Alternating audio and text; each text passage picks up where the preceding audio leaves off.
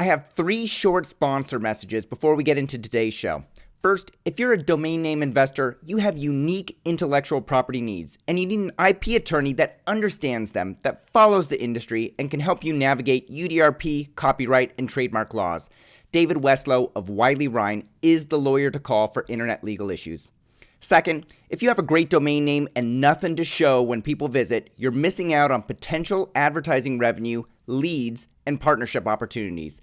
NicheWebsites.com can build your site quickly with a price option to suit any need. But as their tagline says, they don't just build websites, they build businesses. Finally, if you're buying or selling a domain name or a portfolio and you want an estimate of its value, Estabot.com is the place to go. Just like you'd visit Zillow.com to get an estimate of a house value, Estabot.com provides key information about the most important statistics so you can make an informed decision based on data. All 3 sponsors have a clickable banner in the upper right-hand corner of DomainSherpa.com. Here's your program. Hey everyone, my name is Michael Seiger and I'm the publisher of DomainSherpa.com, the website where you come to learn how to become a successful domain name investor and entrepreneur directly from the experts. You know what we do here. We invite on successful business owners, entrepreneurs, and investors, and we ask them questions about how they built their businesses. They share with others, and then when you, as the audience, have a success story to share, you can come on and give back as today's guest is going to do. I love to see generic keyword domain names being used by companies. Amazon owns diapers.com and has a thriving baby diaper service there. Citigroup owns mortgage.com, and computer giant Dell owns cloudcomputing.com. Why do I love to see generic domain names used by companies? Because customers who type in the domain name show a direct intent for the products and services offered by these companies. The same is true for today's guest. I'd like to welcome on Marty Metro. Marty is the founder and CEO of Used Cardboard Boxes, Inc. Marty, welcome to the show. Thanks so much. Glad to be here. Let's start with an understanding of your business, Marty. What does UsedCardboardBoxes.com do as a business? Okay, you really have to ask that after talking about the domain name.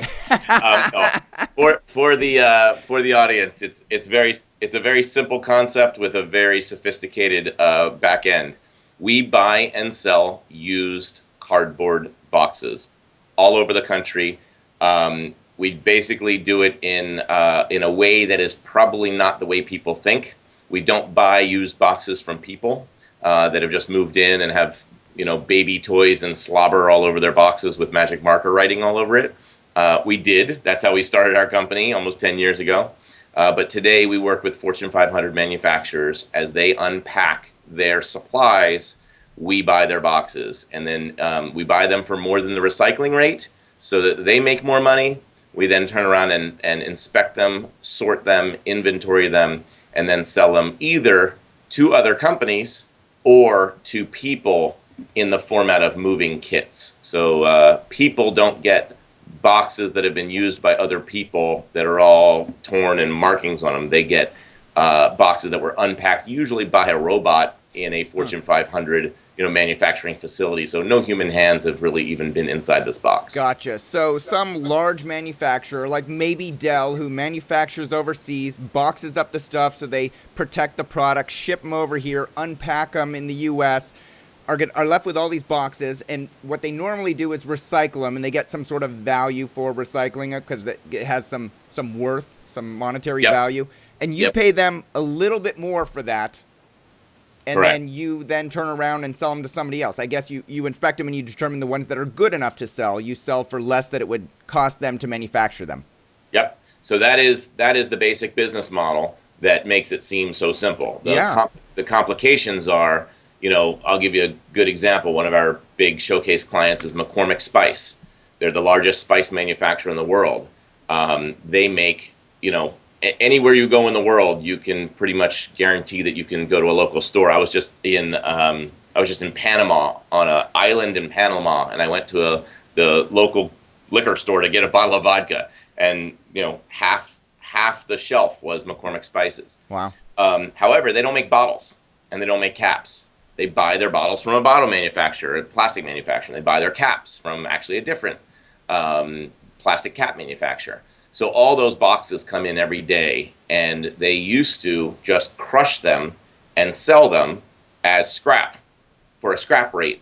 We came in, and now they don't have to crush them, so it's less work on their part. We then can pay them more than the scrap rate, and then we turn around and sort and inspect those boxes to sell them elsewhere. Now, as you said, it's a lot of labor to sort boxes and find out which ones are good and which ones are bad. So what we do is we go inside of our clients and we sit down with them and talk about their business processes and how we can ensure that the boxes they are unpacking are 95, 96, 97% reusable. It increases their revenue quite a bit. So we never go to a Costco or a Safeway and try and collect boxes. That would be a nightmare. We go to a massive, high-speed, high-volume manufacturer, and the value is not only we pay them more, but we can take all their boxes. We're talking tractor trailers a day, which most people can't do. Yeah, that's great. And so the companies win because they're making more and recycling them. You win because you're getting better boxes that you can go and sell. And then, of course, the environment wins. You guys are a green company. You're environmentally friendly. I see on your website that you've almost saved 500,000 trees, I think. How does that work? So a couple things. One of the unique things about UCB is we are a technology company. So yeah, we have trucks on the road and we have laborers and warehouses and so forth, but everything we do is tracked via our technology. So whereas a big company would throw out boxes and say, it's a ton of scrap, big deal. We take that ton of scrap and we will tell you that it was, 1,372 of this box, 1,456 of this box. Of those, this many were good and this many were bad and so forth. So we track everything. It's our own inventory system. So we couldn't sell anything unless we knew what it was anyway. Right. So whereas a big company says, I used to just get a check for 2 tons of scrap, now I get a check for the exact amount of boxes. And they can look and say, wow, we're not making nearly as much as we used to for this box. And they can look and say, oh, that was line number 11. The line manager probably doesn't know that he's got to stop ripping the boxes open and he should slice them with a razor blade. So what that allows us to do is educate and inform our clients. Everything's on software, everything is tracked so that our clients can then just push a button and see reports of their increases, their decreases, and so forth. So yeah, it's every single thing is tracked. Then what we do is there's a pretty common understanding that it takes about 17 trees to make a ton of cardboard. We use that ratio to track every ton of cardboard that we process and then convert that to trees. So, our employees, our customers, everybody can be part of the solution and actually see that we're making a difference. That's great. And how's your business growth been? Good, painful, but good. We launched this company, usedcardboardboxes.com, in 2006.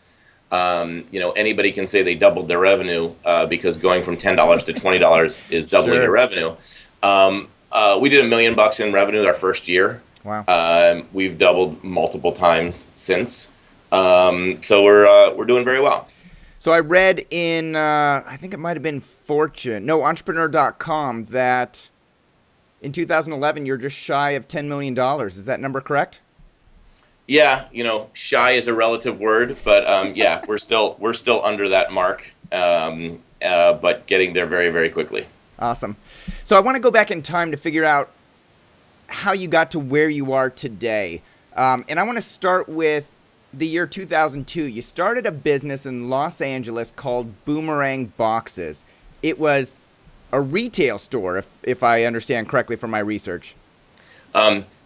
It's a long 10-year evolution, but I will tell you, it started as a website, evolved to a retail store, evolved back to a website with back-end distribution capability. So yeah, the original concept of Boomerang Boxes was the dot-coms had crashed. There was tons of people out there with tons of technology skills. We as a society really understood, not sure what the word was, but aggregating people to the web. We understood how to get people to the web, but we didn't know how to create any value. So my concept was get people to the web that had used boxes for sale, that they were throwing away, get people to the web that had boxes, that needed boxes, and we would then figure out a way to sell them. Because back in 2002, it was get people to the web, and maybe we can sell some advertising. And my attitude was get people to the web and actually give them what they need from somebody else in their neighborhood. And that was the beginning concept of Boomerang Boxes. Why were you so passionate about cardboard boxes over a decade ago? I really wasn't. I was passionate. The original company's name, at least the legal name, was going to be D-U-H. Because I was passionate about doing something. I have a master's degree in business, and I went to work for Anderson Consulting. And, I'm not the smartest guy in the world, but I definitely had a lot of resources, and I knew how big companies ran. And I really wanted to prove to the world, like, why are we cutting down trees to make boxes and have U-Haul sell them to us for $4 a piece when your next door neighbor just moved in? Your next door neighbor is saying, what am I going to do with all these stupid boxes? I don't have an attic. I don't. So I just wanted to create this concept of why not, it's like Craigslist. Why not just help people connect to the people in their neighborhood, and let's save some money, let's save everything. So I created that concept with Boomerang Boxes, and I'll tell you about the domain and how I came up with that. But it failed logistically because I didn't realize, eBay can have you sell a mouse because it only costs $1 or $2 to put that in the envelope and ship it, and you can even insure it pretty easily. Right. But when you're talking about two things: one, a whole bunch of boxes, even though they're flattened; two, a whole bunch of different sizes; but three, a very, very subjective quality. Meaning, I could tell you, oh, these boxes are great, and you can get them and say, this is crap. Whereas a cell phone either works or doesn't work. You can take one picture of it and show the scratch, and the receiver can say, yeah, I'm okay with that scratch. But buying 50 used boxes is extremely subjective, and you have to pay a lot of money to ship them just to get the person to receive them and go, wow, these suck. Right. The other big problem that I'm going to add to it is, unlike a cell phone, you buy it, you want to use it, you receive your boxes, use them to move, then you can complain that they sucked and you want your money back. So we had a very big problem in the logistics of people tricking each other, people saying they weren't any good, they used them, but they're still not good, they want their money back, blah, blah, blah, blah, blah. So we had to put a quality control function in place. And is that why you decided that you were going to create retail locations instead of just operating online? Both for quality control and for I have mental blanks. It's been a long time. I'm having flashbacks. Both for quality control and for, and I'm an operations guy, but I can't remember the word. But solving the problem of time. I might have 100 used boxes in perfect condition available on Tuesday. You might need 100 used boxes in perfect condition, but not till Wednesday. Right. And unless we are in the same place at the same time, we can't make that transaction work. Right. What a retail store did is allowed you to drop, or me to drop them off on Tuesday, you to pick them up on Wednesday, and us still make money. Sure. So that's the biggest thing, was the retail store allowed me to buy something on Tuesday and sell it a month from now, or vice versa. The problem was, again, the logistics of a retail store. You're buying tons and tons and tons and tons of boxes. I could get a great deal on 5,000 large boxes.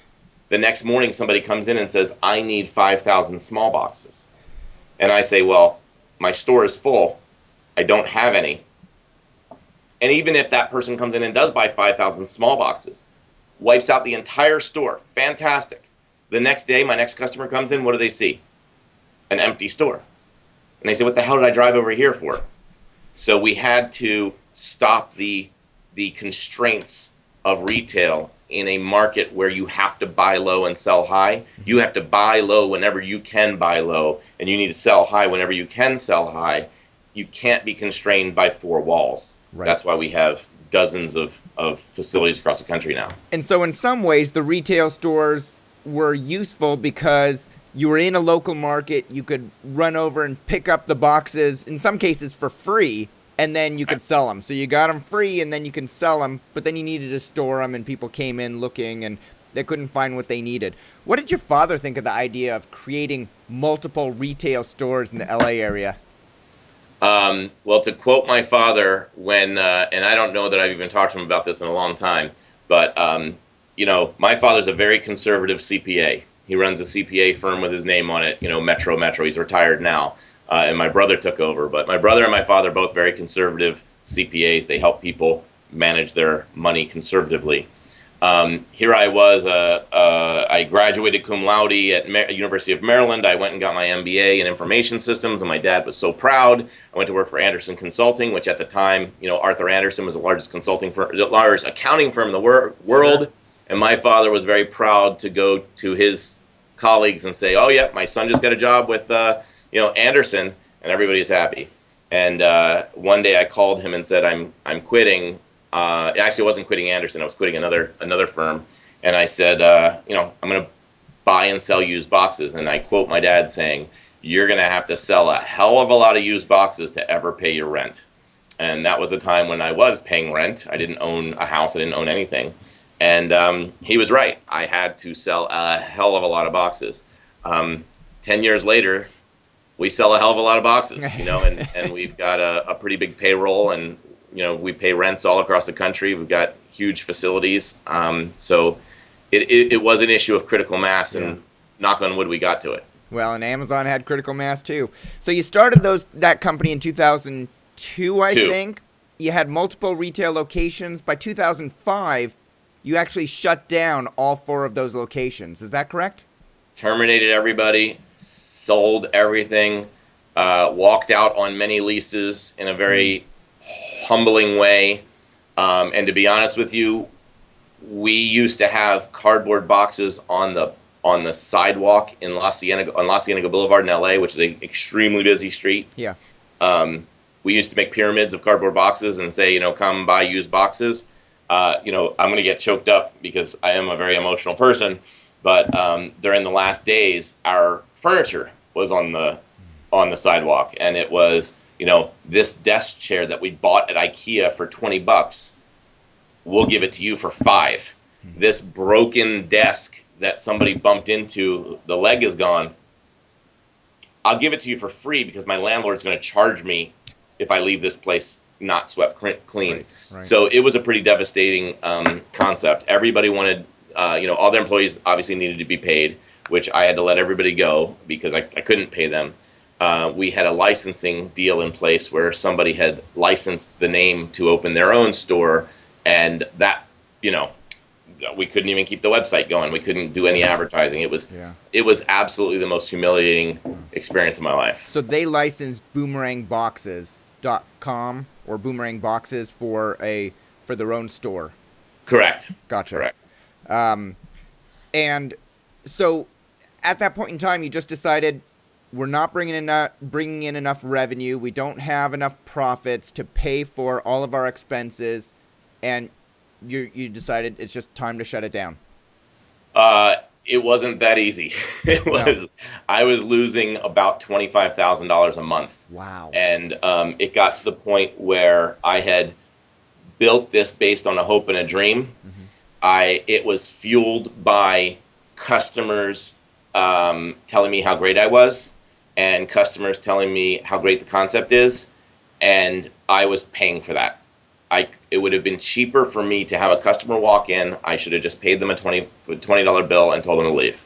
But what happened was they came in, they thought how great it was. They said they wanted to buy boxes. They wanted to buy more boxes. They wanted tape. They wanted paper. So what did I do? I went out and got tape and paper. They wanted it delivered. So what did I do? I went out and bought a delivery truck.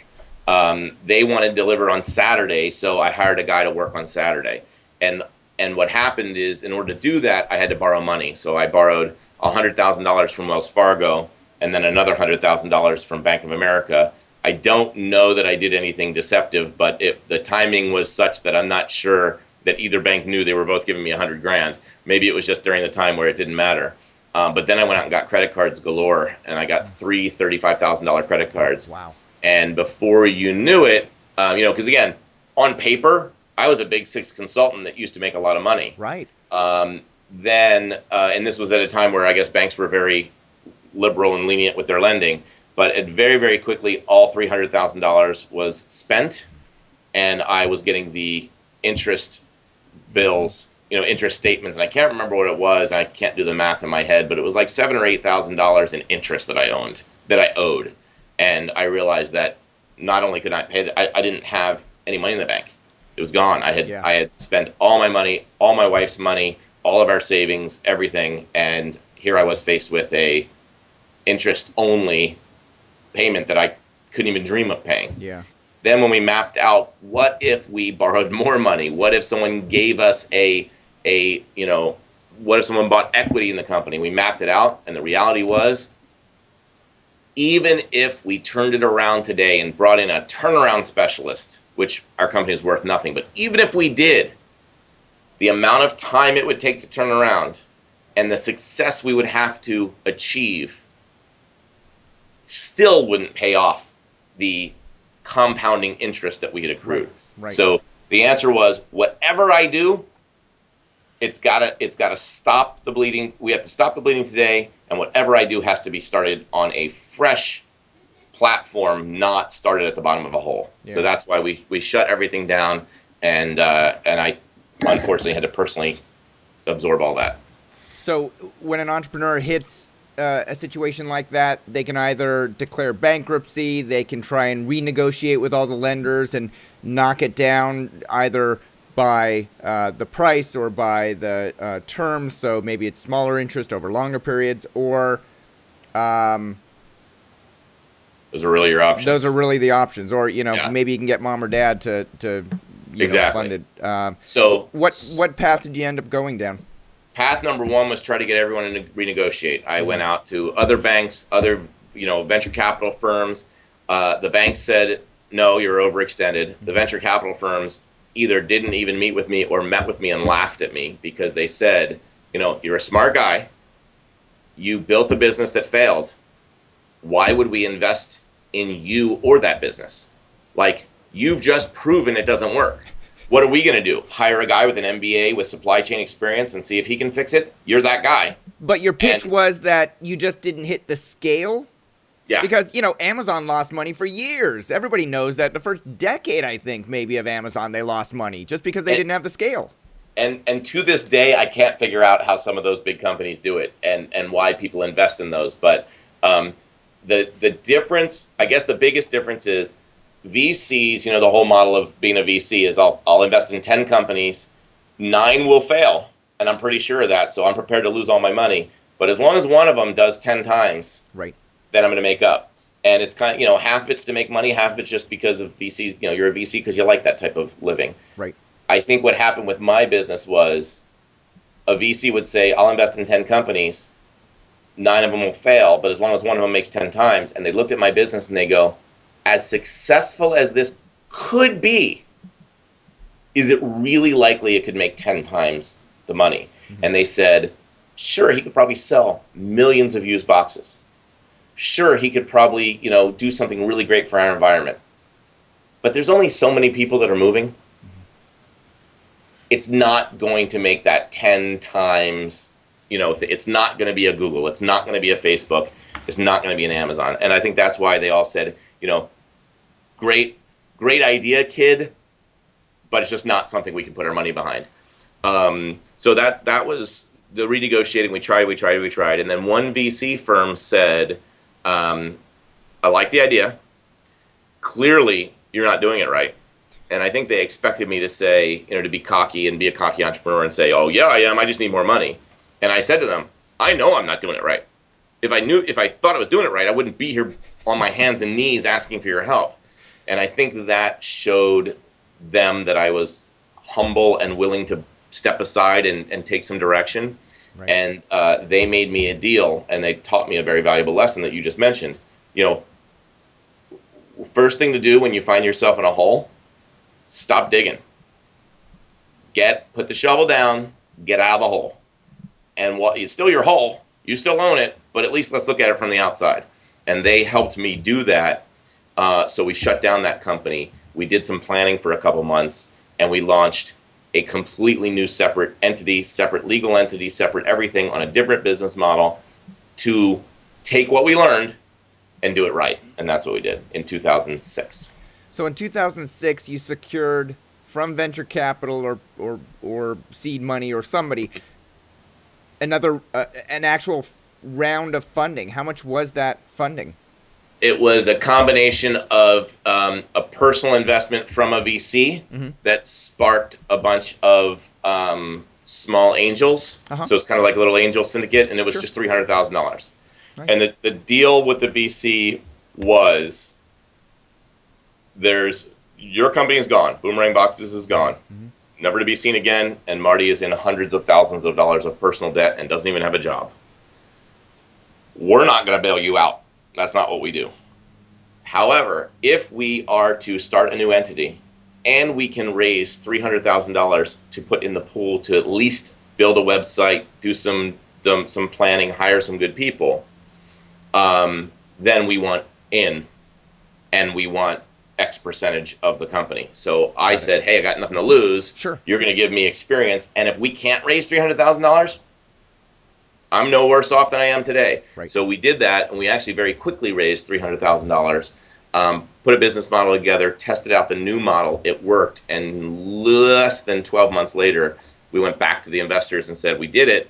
We want to, who wants to double down? And most of the investors invested again, and we raised another $300,000 just a year later. Let me ask you this, Marty. I can't count the number of times friends and associates had a great idea for a business. They started it like you did, and it failed. And, they're sort of left in pieces, and they don't know where to go. They question their value as an entrepreneur, as a business person, as a person. It's something that you put your heart and soul in, fails, and they can't do the development of the website, or they just can't seem to come up with the right value proposition or something.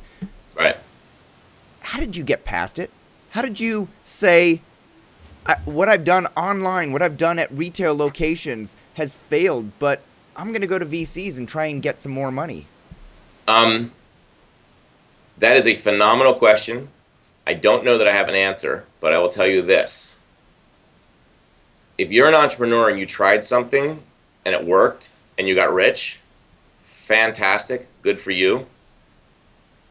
I don't need to spend my time with you because it all worked.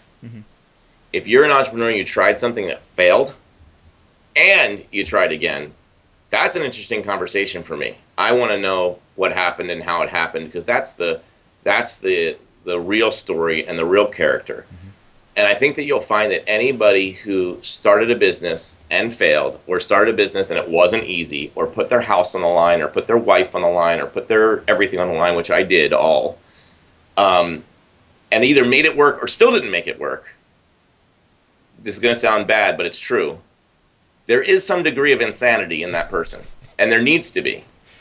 And I don't know too many straight-laced, normal, sane,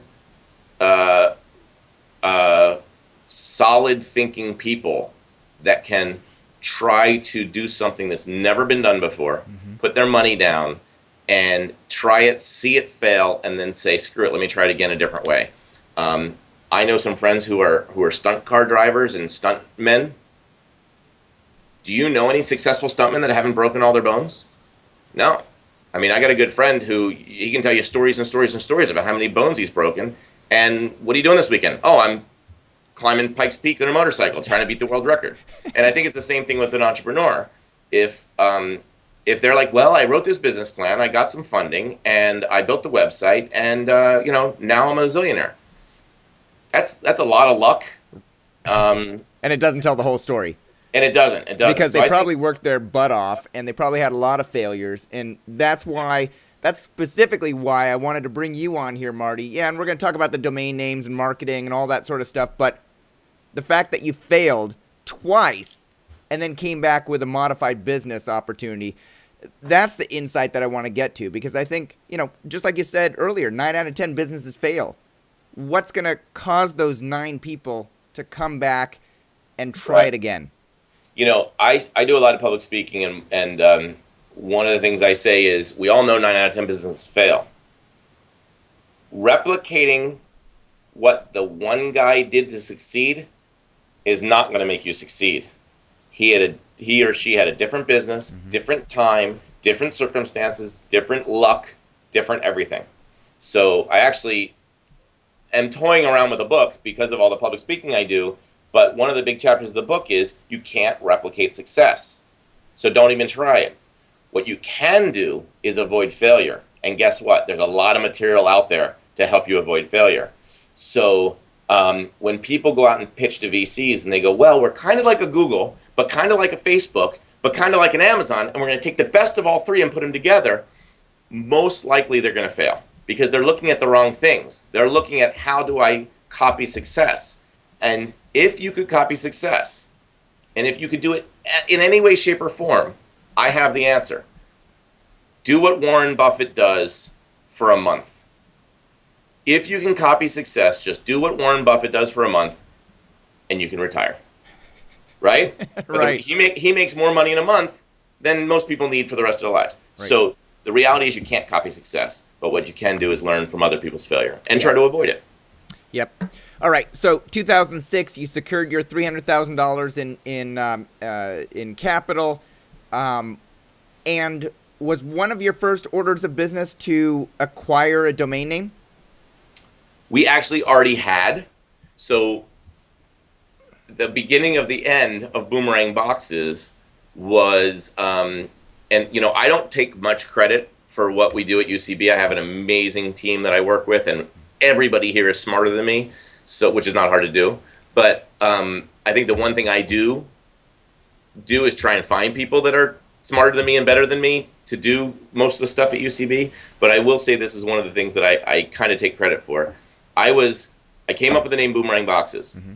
We were in Home Depot, and I told my wife about the business, and we had tried one thing called the Box Exchange, and we just didn't think it was valuable enough. Exchange seemed like nonprofit. Mm-hmm. And we had created some flyers and some logos with the Box Exchange. And we're sitting in Home Depot on the checkout aisle, and I said, what's a word that begins with B, because I want to have that BB, that kind of is a circle. What is it that kind of, it's the circle of recycling, and then I literally screamed it out loud, Boomerang Boxes. My wife looked at me and we're like, done, it's going to be Boomerang Boxes. Well, 2 years into it, I was not satisfied, obviously, with the fact that I was losing $25,000 a month. And I went out and I asked people, because I would go to these networking events, hey, I'm the CEO and founder of Boomerang Boxes. And they would say, oh, okay, what is that? And I went out and did some tests and said, when you ask 10 people, hi, I'm with Boomerang Boxes, what do you think we do? 10 out of 10 people will say one of two things. What do they say? Actually, they would probably say, 9 out of 10 people would say the same thing. You probably sell boxes for boomerangs. See, I would have said you make boomerangs out of boxes. There you go, too. So but I'm the one, yeah. We didn't get that one, but we got a lot of you probably make boxes for boomerangs, and which at a networking event really does the opposite of what you want. They go, another stupid idea that'll never go anywhere because there's nobody that, does that. When we went out to 10 people and said, if I told you I work for a company called usedcardboardboxes.com, and we never left out the .com, usedcardboardboxes.com, 10 out of 10 people would either say, you probably work for a company that buys used boxes online or sells used boxes online. So they would say, you probably buy or sell used boxes online. And we said, done. So it was a long name.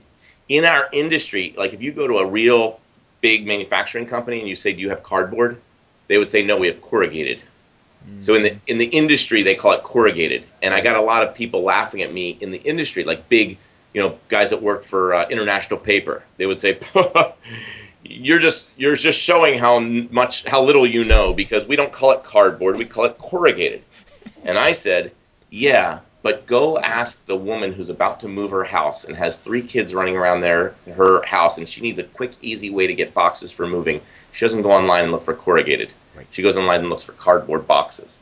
So that's why, of course, we also bought used corrugatedboxes.com just to make sure we had that. But when we did that test and we learned that people knew that, and let's just take it one step further, advertising.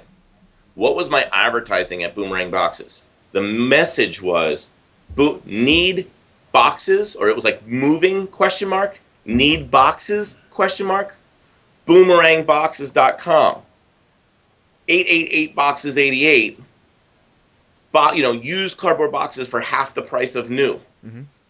All that costs money. Our advertising for usedcardboardboxes.com was usedcardboardboxes.com. We didn't have to explain anything. Yeah. If you were moving and you saw the domain name that said usedcardboardboxes.com and you knew you were moving, it's worth checking out. And we learned that powerful, powerful lesson that, companies like Amazon and companies with, like Michael Dell. It's his last name, Dell. He probably wasn't being very creative. He was just like, whatever, I just need a name to put on this form. And they were brilliant people, very lucky also in their timing, and they were brilliant enough to work that luck and time it right and build on it. Most people aren't. Right. So you really need everything you can, every advantage you can possibly get. And for us, I didn't care about making a cool name like Zazu or whatever that I had to then go out and every time I wrote that name, I had to explain it. Right. UseCardboardBoxes.com, didn't have to explain it. So basically your entire value proposition for the business was encapsulated in the domain name. It described the company name, the place that they could go to get more information. You didn't even need the phone number necessarily because people, more and more were going to the web rather than dialing it up. Because the 800 number costs money. Every time you call an 800 number, we have to pay for that. Right. So as things moved, we didn't want to take phone calls all day long. Amazon, how do it's hard to reach anybody to Amazon or Google or any one of those big companies. Yeah. And some of our employees got very frustrated when we got started that we were going to be an online marketplace for boxes. And they would say, well, Marty, let people call. And I said, well, wait a minute. We're selling, $100 moving kit for a very small margin. Depending on how far we have to ship it and the complications of the order, we might make very, very little money. I can't pay somebody $10 an hour to have a conversation with a customer about where they're moving to and when they're moving and how their kids are doing and, blah, blah, blah. So yes, we do that today and we will help our customers in any way possible, but we don't make money that way. We make money by people going to usedcardboardboxes.com, seeing I have a 3-bedroom house, you have a 3-bedroom kit, click, credit card, deliver. Yeah. That's the convenience that we provide. Right. And I love that. And if people go to usedcardboardboxes.com, they can take a look at how you have that website set up. It's very need oriented. So the one question I have is that, you're as you were describing earlier, although you own usedcorrugatedboxes.com, the company name is usedcardboardboxes.com because that's what your consumers, that's what your customers are actually buying. You're selling to end users like me who are moving from one location to another, and you're selling me an entire kit or individual boxes. But you're buying them from large corporations who can give you the volume. Yes and no. Okay. We do both. However, so the bulk of our business when we first started was selling moving kits to people. Mm-hmm. Today it's a very small part of our business. Oh, okay. We sell to the biggest companies in the world. Ah. You know the names of the biggest retailers in the world. We provide them with boxes. We provide all kinds of big name brand retailers, big box retailers, online retailers. So you're buying boxes in bulk from large retailers, and then you're turning around and reselling them to other retailers as well. We buy boxes from large manufacturers. Okay. Because manufacturers unpack massive amounts of like-sized boxes. We sell to retailers, the discount retailers of the world, the e-waste, people that are dismantling computers and dismantling electronics. Okay. Yep. The Goodwills, the Salvation Armies of the world, we provide them. The food banks of the world, we provide boxes all over the country for food banks and charitable giving things. But it has to be in bulk. I mean, we sell by the tractor trailer, not by a couple pallets of boxes. Yeah. Okay, that makes sense. But back to the domain question. our business is a fork, right? So we buy boxes by the truckload, then we either sell them to people or we sell them to businesses. The people, it's $100 moving kit on average.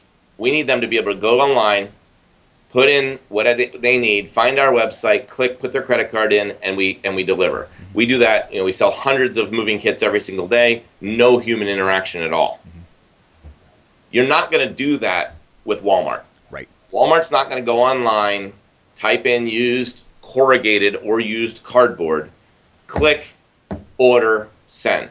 We knew we needed sales reps. We knew we needed contracts, legal, all that stuff, value proposition, trips out to headquarters of Walmart. We need all that stuff. So we spent our money and our marketing focusing on the automated transactions of consumers, and we spent our money on the value proposition and the efficiencies to be able to provide companies like Walmart with low-cost boxes. And that's a lot more than a fancy website and a fancy domain name. Yeah, definitely. So you had the insight to buy usedcardboardboxes.com back when you owned Boomerang Boxes and you still had the retail locations. Correct. Just from doing the sort of the user testing with people at networking groups. What do you think my company really was. does? I found myself explaining myself at these networking events to, and I'm sure all of your audience knows what it's like when you're trying to raise money and you go to a networking event with a bunch of VCs and bankers.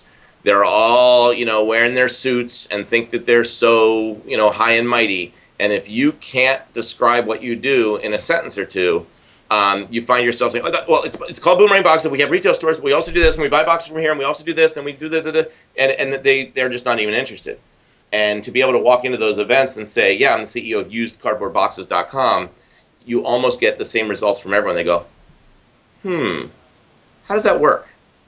It's not what is that? It's not what the hell is that? It's, tell me how that works. And they're interested. Yeah. So just changing the name to something that makes sense off the tip of your tongue really helped us quite a bit.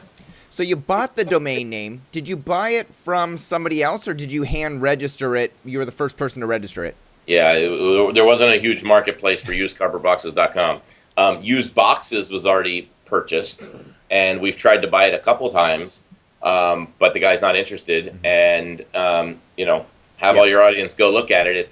It's like a Yahoo template page holder type site, and he does sell used boxes. Huh. But if you look at his Alexa rankings versus ours, you can see it's just, he probably does it out of his house, right.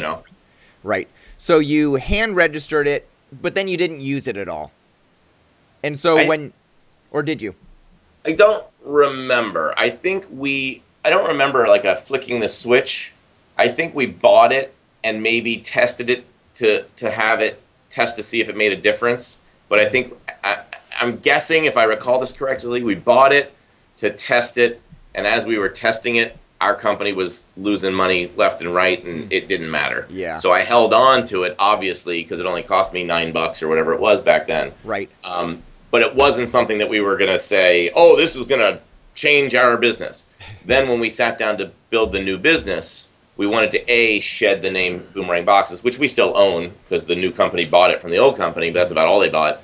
So we wanted to hold on to that if there was any stragglers. But we definitely felt that the new company with the new name should be Used Cardboard Boxes. Gotcha. And if I go to Google and I type in used cardboard boxes, I see your company listed in the #1 position, both in the paid ads, the Google AdWords, and the organic results. Do you do that for a reason? That's a good question, and I should yank our COO in here to answer it. The reality is we tested a lot of different things, and maybe much to the chagrin of you and your audience, our search is really not even our main, it's really not our main thing anymore. Really? Our main thing now, yes, it runs our business, and we don't have anyone full-time doing the search management. Mm-hmm. We actually had Google, because of how much we spent, Google approached us and said they'll give us an account manager. That account manager actually couldn't do it any better than we were doing it. So are we absolutely 100% as efficient, as effective as we could be with our search, with our SEO and SEM? Probably not, because now, yes, we do millions of dollars of revenue in moving kits, but we also do $1 million projects with Fortune 500 companies. So right now we're evolving quite a bit. The more $1 million projects we do with Fortune 500 companies, the more boxes we have available. And if we lower our prices a little bit on the web, that's going to make a much bigger difference than whether we're number one or number two or number three or number four. Yep. So we want to be up there at a reasonable cost. I think as we get a little bit bigger, we'll probably hire somebody to manage it a little bit better. And we might save a little money on our, why should we put an advertisement when we're already the number one? Right. But again, it costs money to have somebody monitor that on a constant basis. Definitely. I would say when we first started, our CEO did monitor that our COO did monitor that on a constant basis. Now he's got much broader fish to fry. Exactly. So, given the fact that you did your user testing and you bought used cardboard boxes and based on allowing people to understand exactly what you did right from the get-go, do you own a lot of domain names that are within the business portfolio that you maybe use as a redirection to your website, or that you use as a defensive play to prevent competitors from purchasing? Great question. I would say we own a couple. Same answer as before. Where we first started, we went out and bought, there's a box, it's a big pallet box called a Gaylord box. It's an industrial pallet box. We do a lot of business buying and selling those all across the country. So we own sites like usedgaylordboxes.com, ibuygaylords.com, we sell gaylords.com. But it gets to the point where you can, there's just so many different ways to do it, like with the word for, FOR, with the letter, with the number for. There's just so many ways to do it. I think we own usedshippingboxes.com. So we did that and we realized we can go out there and own all these domains, but unless you're actually marketing them, I don't think that's really creating that much value. Defensively, sure, we don't want somebody else coming out with, a great name that actually has the infrastructure we have. Having a great name doesn't do anything in the used box world. I mean, when we started, we got orders from, in LA, we got orders from New York. We were very excited, but we can't deliver, right? So the one thing we really focused on the last couple of years is the infrastructure to support all of our orders. So today, if you're in Seattle, right? Or near Seattle?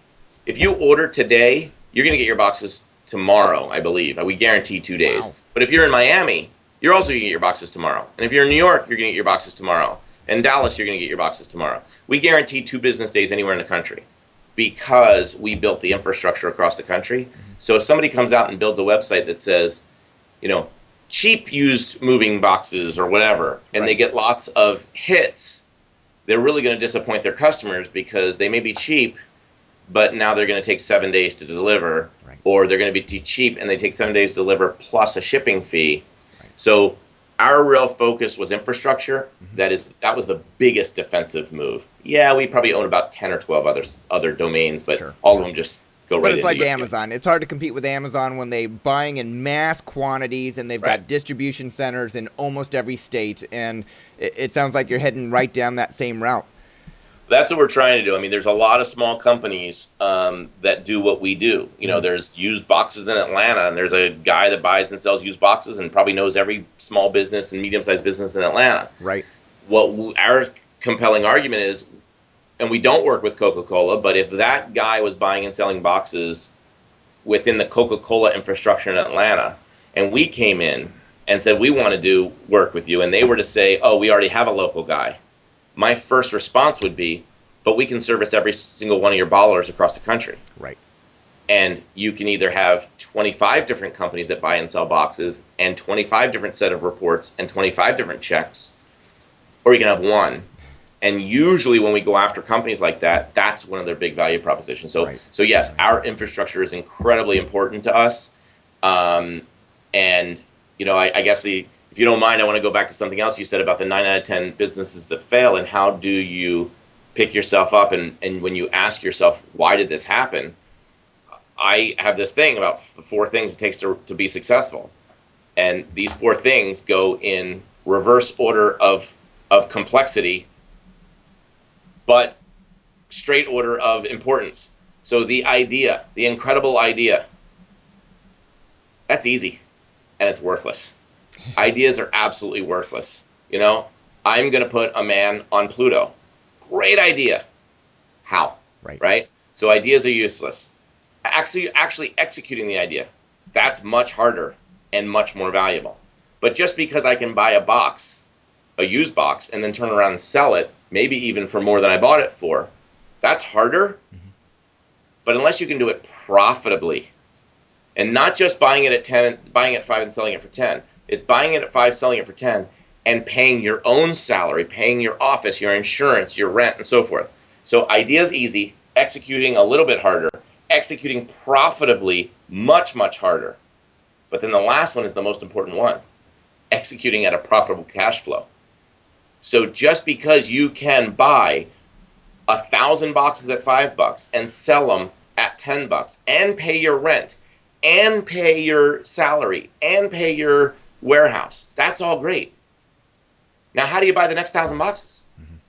Unless you have cash flow, you're still out of business. Yeah. So that's the thing that we really focus on. And there's a lot of small box companies that do what we do, but they're really kind of, I don't mean to be cocky, but they're really more of a noise and a nuisance, because they can buy and sell boxes, right, but they probably won't be here next year because they don't have the infrastructure to grow. Right.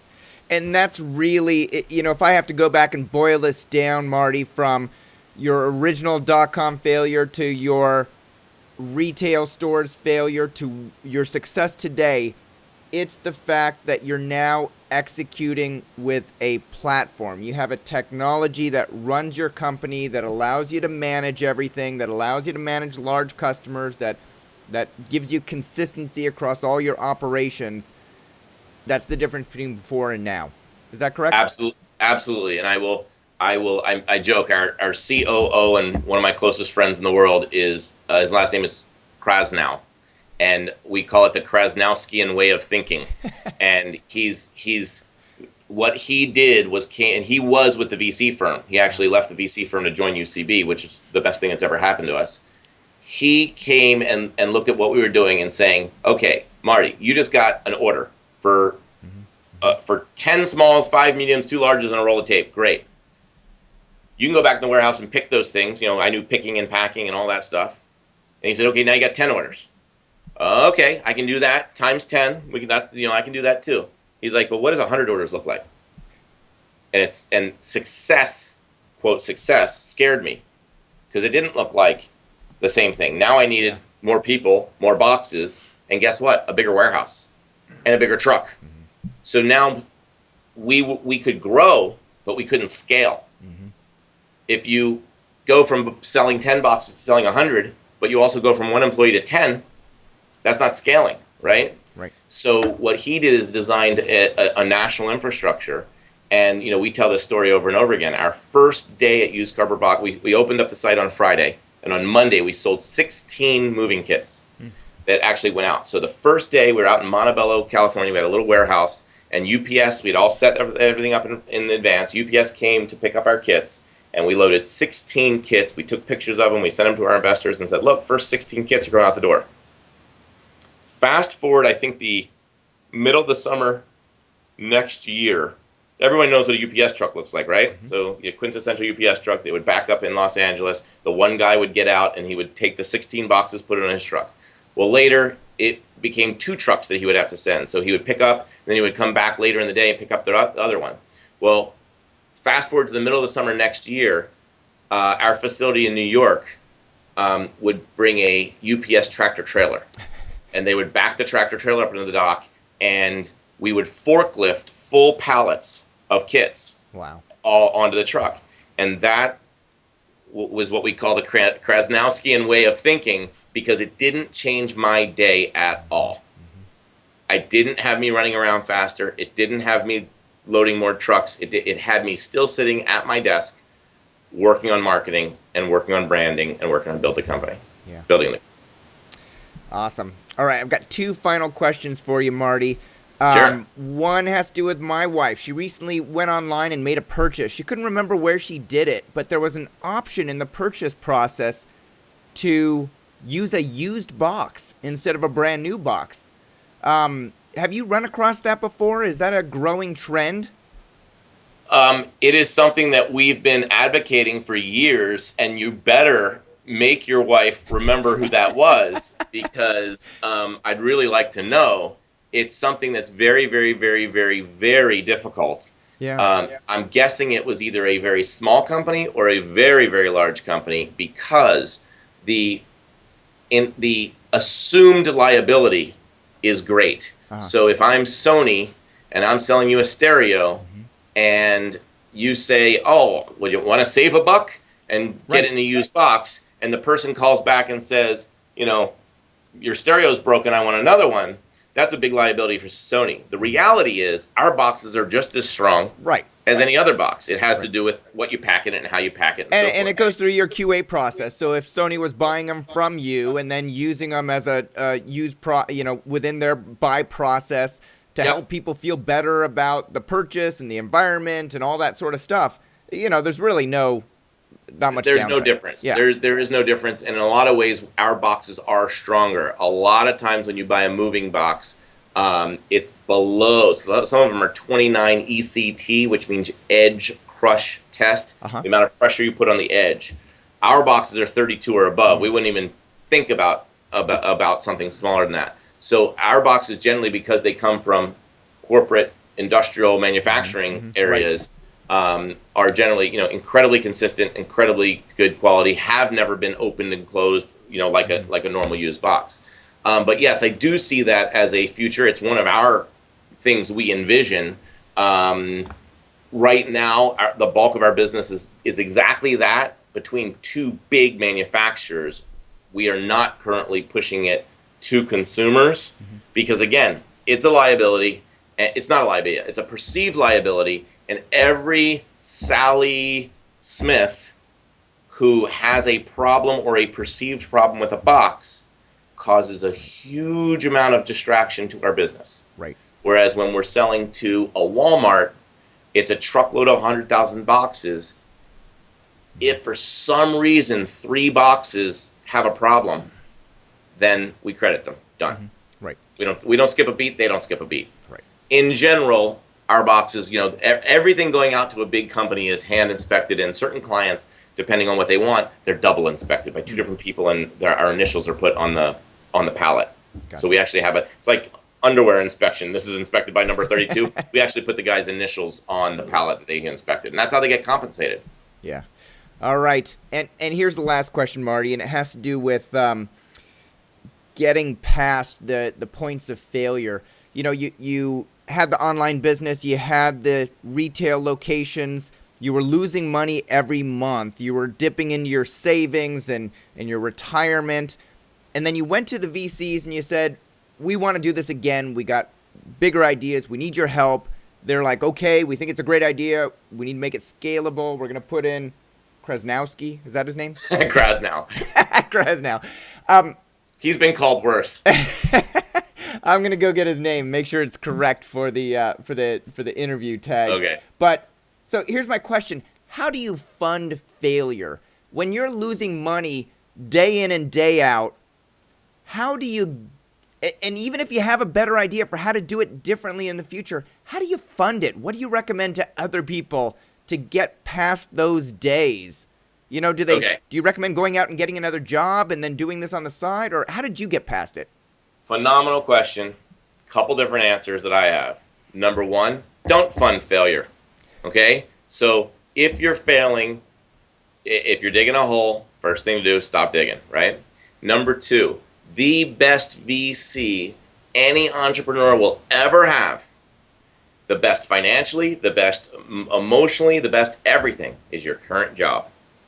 It's a paycheck. It comes every 2 weeks.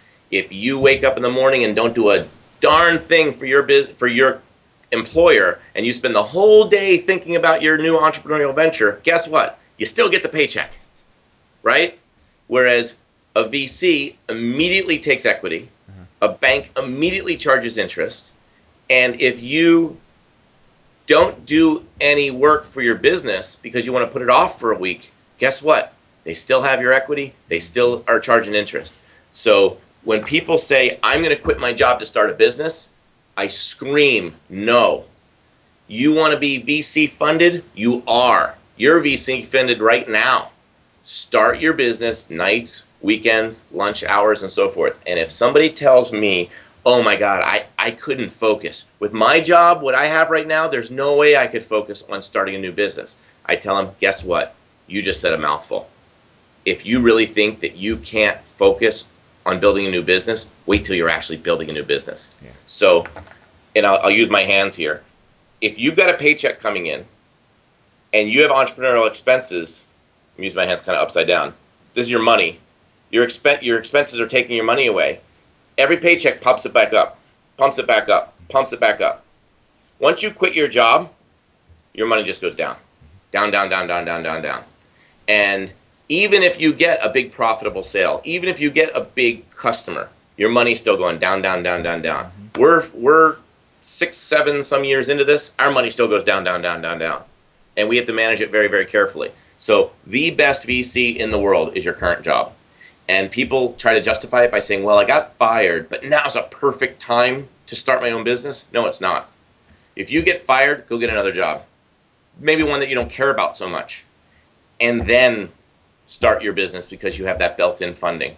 And the last thing I'll say is what I said earlier. You got to have a little insanity.